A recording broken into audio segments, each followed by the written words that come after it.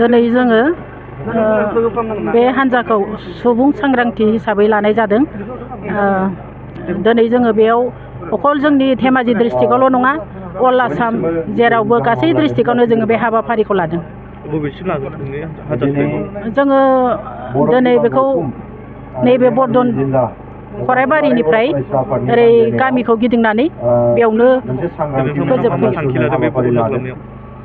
जोंनि थांखिया बेनो, दिनै बर' समाजाव बायदिसिना गाज्रि बारहावाया नुजाथिदों, जेरै उन्दै बैसोआव हाबा जानाय, फेग्रा मुवा लानाय आरो खोमसि फोथायनाय, बेबायदिनो गोबां बायदिसिना जोंनि समाजाव जादों, जाफ्लेबाय थादों। हाबा जाखानाय हौवाया हाबा जाखानाय हिन्जावखौ लांदों, हाबा खालामदों आरो बिदिनो मानसिखौ खावनानै लाङो आरो सिख्लाफोरखौ लांनानै बेबायदिनो गाज्रि खामानियाव बाहायहैदों आरो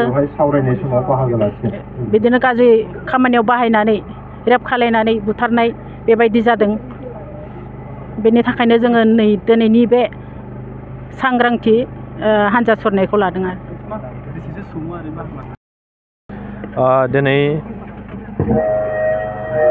बर' बिमा गौथुम आरो दुलाराय बर' फरायसा आफादनि बानजायनायावहाय गामि सांग्रांथि मेल मोनसे हान्जा सुरनाय हाबाफारि लानाय जादों। दा बेवहाय धेमाजि जिल्ला बर' बिमा गौथुम आरो धेमाजि जिल्ला दुलाराय बर' फरायसा आफादनि बानजायनायाव गेजेर जनाय दख'रानि सिङाव थानाय खराइबारि गामियाव दिनै बे हाबाफारिखौ लानाय जादों।